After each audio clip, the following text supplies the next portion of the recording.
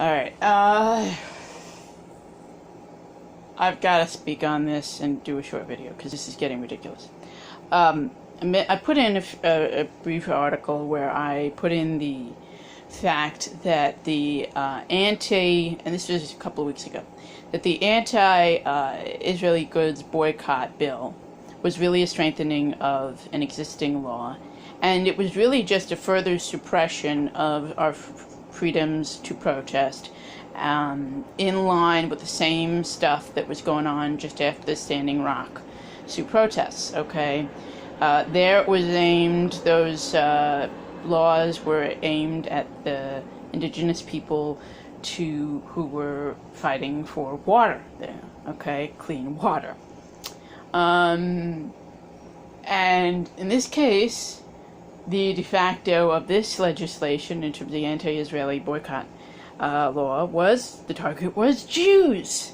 So they're going after now Jews as, oh no, you can't, and it's like both groups are full of it in terms of both sides. They're like, if you want to protest Israeli goods, if you want to boycott them, then you must be anti-Jewish. No. Anti-Israel and anti-Jewish, they're the same thing. No. Israel doesn't even have most citizens as Jews. There are 3 different religions that have citizenry in Israel. There are more Christian Zionists than there are Jewish Zionists.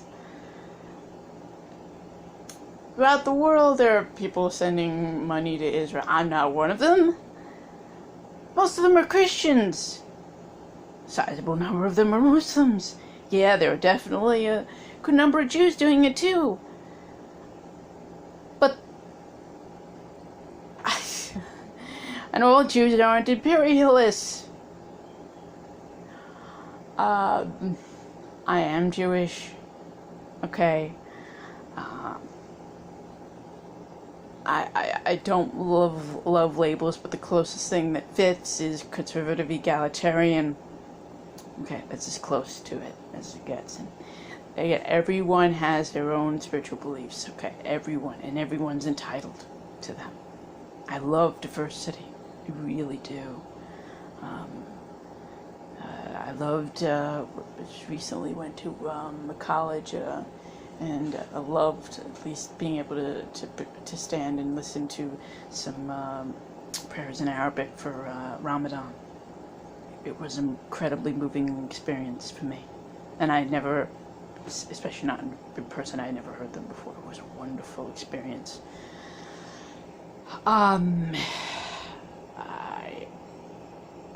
Christian services, I'm sure at least to some extent I've heard them properly on TV. But I've never been in a church for a church service, ever, in terms of a Christian service. I've never done that. Jews, yeah. Jewish ones, yeah. Now, at least for part of one Muslim, yeah.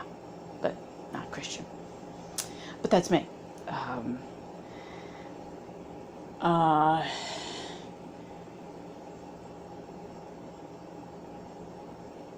And I'm happy with my faith. I really am. And I'm happy with other people being their faith. I love diversity.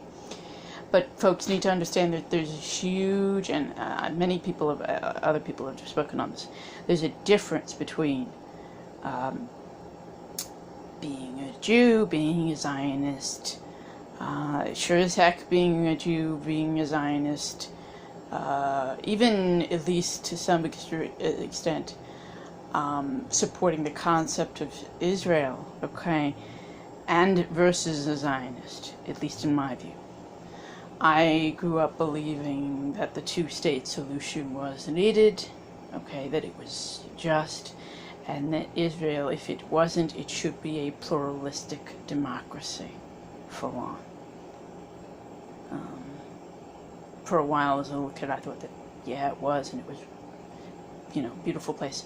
I've never been there, because I always heard about the fighting, and I'm like, it'll settle down soon, and they'll get this 2-state solution done in a little bit, and then I'll be able to go and visit. then things kept on getting worse and worse and worse. And I've never gone in at this point. I don't know that I ever will. Could have gone on a free trip, but I said no. When they get that settled, it shouldn't be very long. I'll go then. Again, I believe in democracy, democratic values first and foremost. Bibi's a war criminal and he should be tried in The Hague. I don't believe, though, that Israel should be completely wiped off the map. They're different things. They really are. And I'm tired of the conflagration of all those concepts as if it's all the same frickin' thing. And just reading, that, if someone has a dual, Israel, U.S. citizenship, that they should be banned. It's like, oh, gosh, no, from serving political office. Especially since there are a few people that did this in terms of who was called out. It's like, they should be in jail, in prison for 30 years, and, regardless. I all want them in my, my rehab program. If they were, my guess is, though, if they are given a choice between 30 years in jail and my rehab program, they'll probably choose the 30 years in jail, in which case, okay, fine, yeah, have your 30 years. Considering most of these people are in their, some is 60s, at least 50s, most of the time 60s, 70s, and up, that means they'll be in jail for the rest of their days, so be it. We'll set up a nice private prison for all of these criminals. That's fine. We'll put them all in the places where people who are now in jail and in prison, in essence, for parking tickets that they couldn't pay, possession of marijuana, that they couldn't afford rent, so they were locked up for contract violations related to that, for sleeping on a park bench or in public, for jaywalking, all of those sorts of, feeding someone who was poor and couldn't afford food in public, all those kinds of quote-unquote offenses that they'll all be released immediately.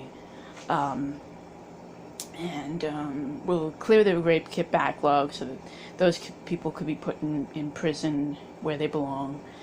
And there'll still be plenty of room, and we'll still be able to close down a few prisons that way with ease.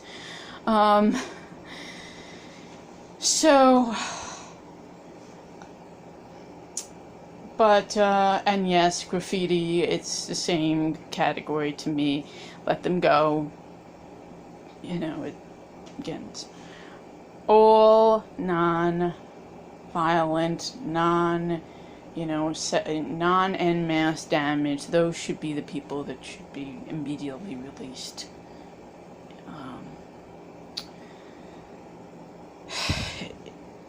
But yes. We need to work together as a country, as a world. We need to separate out the different ideas here, because again, it really drives me insane when these three things, if not four things, of Zionist, Jewish, pro-Israel, pro-destruction of Israel, versus the current regime in Israel, versus democratic or non-democratic values. They're all kind of mixed up into this odd kind of soup, and it's sick. We're not the same people. I am not an imperialist in any way, shape, or form.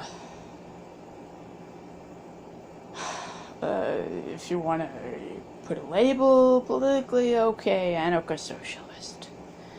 But I'm not even sure if that's perfect either. It's just kind of where I am on the scale. It's pretty close.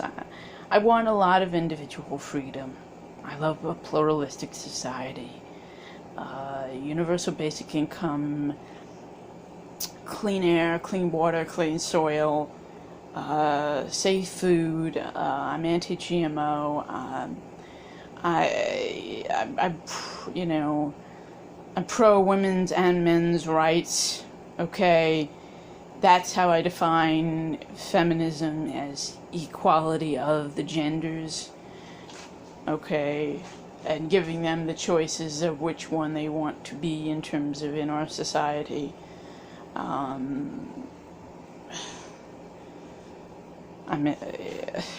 Election integrity right now is the top issue in stopping unnecessary, which is to say at this point, all of them, military conflicts.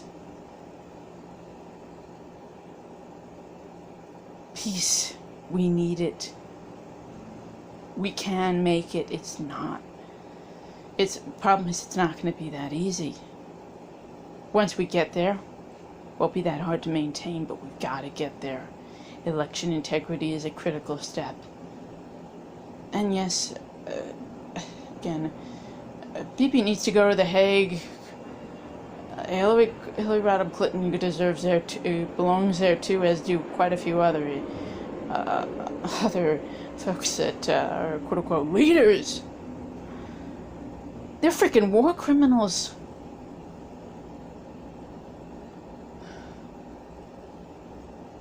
But we're only going to win this battle by peacefully coming together and acknowledging that there are some differences, but there are more commonalities. I want peace. I want election integrity. Those are my top two priorities, and I know that this planet is capable of, at the moment, with efficiency and technology measures now in place, to sustain about 20 billion people. We don't even have 10 billion yet. And I'm talking about all of them better than we are for most people right now in terms of quality of lives. We'd be switching from petroleum-based plastics to hemp-based plastics for one. That would be one big switch. We'd stop with the nonsensical thing of, with most items today, of planned obsolescence. Okay? That's another thing that we cut back on. But overall in our quality of lives, they would be enhanced. Our lifespans would also be lengthened in both quality and quantity.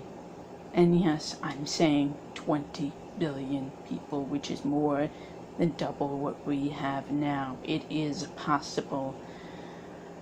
I say this as someone who has studied environmental studies, the geopolitical angles in terms of all of governmental structures that could be made, in terms of all the water for purification technologies that we now have, in terms of all of the sustainable energy methods and ways right now, in terms of all of the food practices that have been perfected, that we do not need GMOs, that do not actually enhance food production. We can do this with organic, non-GMO produce and foods. And we can live in peace as a globe like that.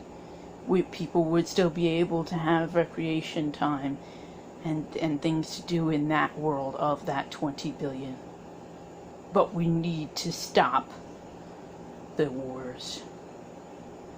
And we need to regain election integrity for that to happen.